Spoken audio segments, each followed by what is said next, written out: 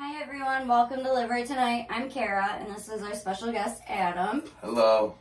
So why don't you start by telling us a little bit about yourself? My name is Adam. I'm a person in recovery. I worked in the recovery field for the last going on 4 years now. I started working at Eastwood first. Shout out to Eastwood Recovery Center in Southfield.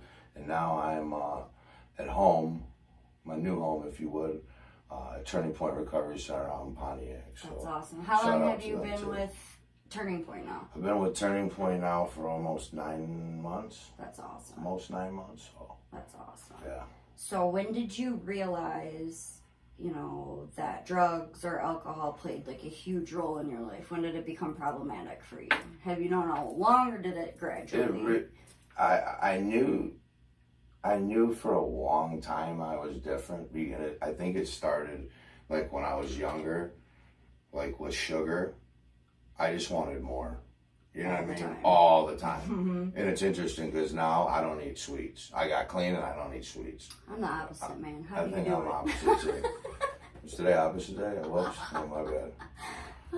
But I never realized it until I can look back at it now, due to the fact that, there were several different times that I was never the drinker type of person, okay? Right. When I would get hurt, I played all kinds of athletics, football, basketball, baseball. When I get hurt, it was just take this, take that, take this, And then when I was introduced to opiates, that's when things really got nasty. Yeah. I feel like that's the case for most of us that kind of dabbled in opiates in the beginning. Like, I went from pills and then obviously graduated to heroin. But I feel like that's the consensus of people I talk to. It starts with the opiate pain pills and then goes from there. That's exactly what happened with me. Yep. I have never been an intravenous drug user. I've never done heroin in my life. But anything besides it or next to it. But a drug is a drug. An opiate is an opiate. Absolutely. Whether when I was speaking and being an intravenous drug user, I should add the word yet, because I think sometimes we forget about our yets in the process of recovery. It hasn't happened yet, or I'm not going to do that, or I will do that. No, not yet. I'll do it some other time. Then you fall into procrastination, and that's in recovery pure laziness. Yeah. When you started to realize that things were a problem for you, like, did you seek help out through other people? Did you go right to rehab? What were the steps you took? What it was, it started coming out in my actions. I was a very sought after runner for a while in my high school days, and what had happened is how could I say this? All my friends were tasting this level of success, right? Mm-hmm. And then here I am, and instead of me going to college and getting a degree and moving on in my life, I graduated to the MDOC, okay? You know what I mean? And that was something that really, after the fact, fueled my addiction also. Right. Because, along the lines, the further I indulged myself in this process that we call recovery, I learned I had a lot of voids, not just one void, as we talk about, in our basic text, and we refer to all the time. But I had a lot of voids. At a young age, I was adopted. Mm-hmm. Never met my biological mom and dad. That over the years created abandonment issues, which I obviously would validate me going to go use. Sounds good, right? Mm-hmm. Right. When we know how all that turned out. Yeah. So, but what was your question again?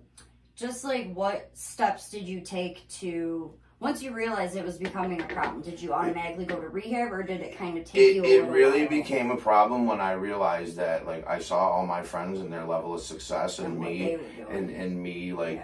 being labeled the addict, junkie, deadbeat dad, weekend dad, all those tags. And it took my mom and dad actually to put me into treatment. First place I ever went to was Maple Grove. Out in West Bloomfield, or Farmington, West Bloomfield, West Bloomfield, yeah.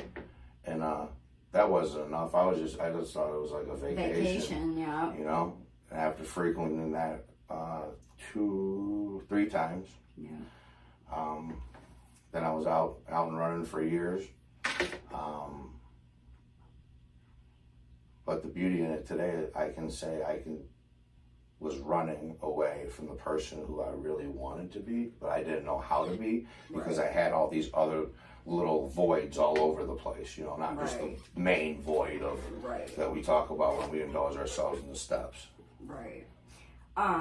Like after going to treatment and things, you have kids, right? Yes. Did you ever go through any custody issues with that? Was that another? Yeah. That's something that was very difficult. But I think it's safe to say, as us addicts and alcoholics, anything we put our mind to, we will do. And if we want it, we're going to make it happen. Right. And that's just the decision I made in regards to getting my twins, Bentley and Brooklyn. It was, I was coming out of a closed head injury. And my significant other, shout out to my love, Michelle, she was there, and she took Bentley and Brooklyn. Actually, I was still in the hospital, and she took Bentley and Brooklyn. So it wasn't for her, I wouldn't even have that opportunity. But since we got there because of her and doing what she did, I was actually able to slowly learn again, process things, and indulge myself in the process of getting them back, because it is a process. Oh, yeah. I'm sorry to say this, but there is no friend in front of the court, especially in the state of Michigan. So it took me quite a long time, quite. I can't even tell you how many times of filing papers and in motion after motion, but I wanted it that bad. Right. I've always wanted to be the father, but I've always wanted to be the father that, I held my father in regards to my non-biological father, you know what I mean? So, now that's when I really would have. You said that you had a closed head injury.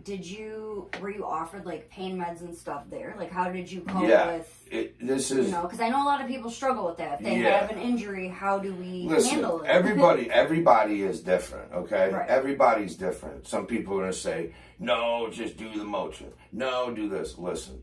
When you have 2 skull fractures, 3 broken ribs, one's damn near touching you, and a hematoma the size of a golf ball, something's got to give. Something's got to give. And with all due respect, when my accident occurred, I was in Ascension in East China, a very small hospital, and I said to the doctor, I said, I'm a recovering addict. And he said, listen, we would not be doing our due diligence if we weren't to give you something. Your head is wide open, sir, Mr. Esther, you need to. And this is the scary part. Even when I talk about it, it irks me, is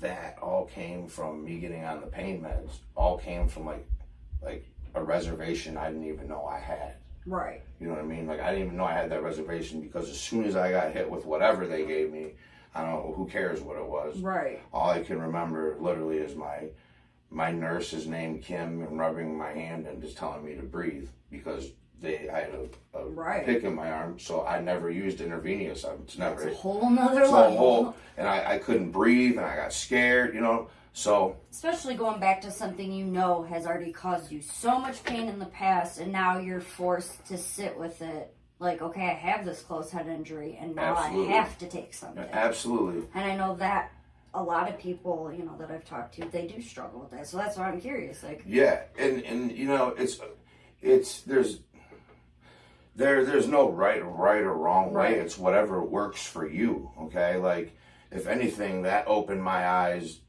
to multi different means of or approaches to recovery. If you're not using for another day and you're successful through another day of not picking up, okay, I don't care if it's Celebrate Recovery, Refuge for Recovery, AA, NA, GA, whatever it is, it doesn't matter, because more than likely anything with an A after it we qualify for, because we just want more. more. So that was really my main wake-up call, that reservation I didn't know I had when I got hit with that medication. And yes, it scared me, but the one thing I will never forget is the pain that I had to go through when I walked back into the meetings with broken ribs, crying all over myself, sobbing. You know, I felt alone. And I remember sitting in the hospital bed and trying to pick my phone up and call people. I don't know if you ever try to call someone in the hospital. It doesn't work too well. You know what I mean? Yeah. So I felt very alone. I felt isolated. And I think that was extremely dangerous. Due to, and the reason why was because COVID and we didn't have visitors. There was nothing. Right. But here I am being still fed these medications, you know. Really helped. And I'm like, then as soon as I got out, that was when shout out to my brother Big E, Eric K. over at Eastwood. He's like, "Are you ready to eat a piece of humble pie?" I'm like, "What do you mean? You know what I mean, humble pie? What the heck are you talking about?" And he's like, "Yeah, you ready to come home and get off the pain meds?" And that's what I did. I went back to Eastwood. Did it all there. I got it off there. I did do a medical marijuana edible thing for a little while, just so I could sleep. And you know, I've been clean. I don't even count the days now. I really don't. And I should probably, but I really don't. And the reason why I don't, guys, is because last time I checked, all I have is today, and no one is promised tomorrow. It's absolutely true. You know, and sometimes good way to look at it. Sometimes I feel like, and I can say this for myself because I was one of those people that like fell into that, like by accident purposely, I don't know, but like where you worship your clean time, you're like, yeah, I'm coming up on that, you know what I mean? And you're gung ho, and then it that day happens, and then it's like, now what? Yeah. So it's like, you know, that gave meaning to me. Or some people use it, not to cut you off, as a reason to celebrate almost, you know, like, oh, I got 90 days clean, let me go just party for a minute and get back on track. Absolutely. And it never works out that way. No, it never does. It absolutely never does. And you know what, though? In looking at it now, you know, you telling me the full story of, like, what happened, the fact that you could bounce back from that and, like, sit down and say, okay, I have to get off this. This was just a medical treatment. I was on the pain pills for this reason only. Like, some people wouldn't have. You know what I mean? Yeah. Like, they would have just been, like, off and running by. Yeah. But it's still hard because I felt defeated. I felt like I let my people down. I felt like I let, like, people in the program down, you know, the fellowship aspect of the NA. And my sponsees, you know, I just felt like a failure. But by the grace of God, I know today what that was. That was my addiction breathing on my neck saying, ha, got you right where I want you. Right. You know, but that was the biggest pivotal point in me going through my accident and everything that happened was just eating that piece of humble pie and going back home to Eastwood and getting clean. You know, having that support. Obviously, you had a ton of support. Not only just with where you work, but you've met people that are now your people. You know what absolutely. I mean? And to have that, because the support system is very helpful, you know? Like you said, you feel alone when you're going through the shit we go through, you know? And to have that can make or break somebody, you know what I mean? You know, there's people out there that don't have anybody, and you know, you got to learn how to do it for yourself, you know. And that's where the confusion is for most of us. Like, how it's how easier said than done, though, right? Because it's based off the same premise. I look at it like this: like, I could give you, Kara, the best advice, right? Yeah. But then when it comes to me taking my own advice, it's like me putting a banana in the tailpipe, okay, and then me wondering like, what in the heck's going on? Mm-hmm. Rewind the tape, play the tape all the way through. Now let's see what really happened. You know what I mean? Where did I? So it's just I attach myself to that premise and just the principle of it. You know what I mean? Right. But hey, if it was easy, no one would appreciate it. That's true. Or I don't think so many. What would be the point? You know what I mean? So many of us would stay stuck using, because that's hard in itself to maintain a drug habit, but to get clean is even harder. And to follow, you know, what everyone tells us and take suggestions and build a support system just out of meetings alone, you know? Mm-hmm. And that's another reason why I continue to, in the process that I am and in what I do, because now with having children full time, I do frequent like St. Mark's on Thursday night once in a while, but been really focusing on trying to get out to other meetings, different areas, like broader base, higher point of freedom type of approach. And I'm not gonna lie, with being a single, well, not single father, I have a significant other who helps me, but without her, like, I don't know how sometimes you women do it, like, or how, I don't get it, like, wow. And then you add recovery to it, and then you add work and class. I like, wow. I get done working from 7 to 3 at Turning Point, and my head's spinning already. So, I give a lot of credit where credit is due, but the bottom line is, if you want to change the way you are living and figure out who you truly are, the only way I believe in what's worked for me is the program of Narcotics Anonymous. Right. There's so many people that are like-minded there and are helpful to be a support system, Like, I stopped going to meetings. I was real big into the NA thing, and obviously, I choose medication maintenance, Suboxone. And I got a lot of shit for being on Suboxone. A lot of people don't understand it, or I've heard, we didn't get clean using Suboxone. For me, I had to. It saved my life. It's the only way I could get off the heroin. So, and at some point in the near future when I'm ready, I have to take those steps, and go back and get clean again and do it from day one. But for right now, that's the route we're going. But, that being said, I know that meetings are helpful, so that's my next plan to get back into that. But, I'm proud of you, though, because I know, just briefly in what we've talked about, like your head injury and all that, I know that was hard for you and how you felt. But that was one of the, thank you, I appreciate the kind words. That was one of the hardest things I've had to get through in my life. Really, especially because it wasn't something you chose to do. You didn't go back out and make the decision, I'm going to pick up pills. No, you had to. No, I was put in a position where my skull was exposed in 2 places, and it's like either you do or you don't. And I tried to play that tough man role, but hey. That's a severe injury. It's severe, and also... it's important to have the right people in place, like your cutman, sponsee brothers, any other person that you feel that'd be considered a cutman for me. People I talk to on a regular. Now, how long were you clean when you had your accident? I was coming up on 5 years. That's what I thought. I knew it was a significant amount. Yeah, I was coming up on 5 years, and then that happened. And then I got so depressed. I did isolate for a while, and I'm not blaming COVID for it, but COVID did have a thing to play with it, because I couldn't figure out the Zoom thing on my phone. That's not a meeting to me. Like, the way I came up in recovery is like, all right, guys, grind all day, work, hit a meeting, go home, shower, we do it again, and we stay in our pack or our group, those are the people who are there for you when you really need something, you know what I mean? Right. Because sometimes there's things you share with a sponsor you wouldn't share with one of your cutmen, or there's certain things you share with one of your cutmen, or one person on your committee, so to speak, that you wouldn't share with your sponsor. So it's like trying to figure out who's who and what's what and what can be shared, and that comes all in trust. Right. Trust is huge, and that can be hard for us in the beginning because we don't learn to trust ourselves. Right.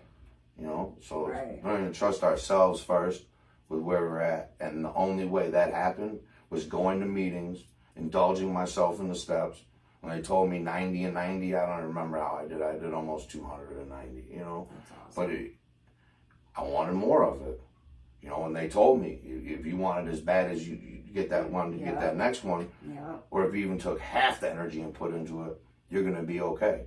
And I took that for what it was worth. And I ran with it. Well, I appreciate you coming and talking to us about it. I definitely wanted to touch on the medication part of it because I know it has been brought up. People ask me all the time, what do you do if you have a severe injury and you are addicted to opiates? So just knowing that that's how you got through it, that's awesome. All right. Well, thank you, Adam, for coming. I appreciate you taking your time to come do this with me. Thank you for having me. No worries. Thank you. And we'll tune in next time for Live Rite Tonight. Live Rite Tonight. We out.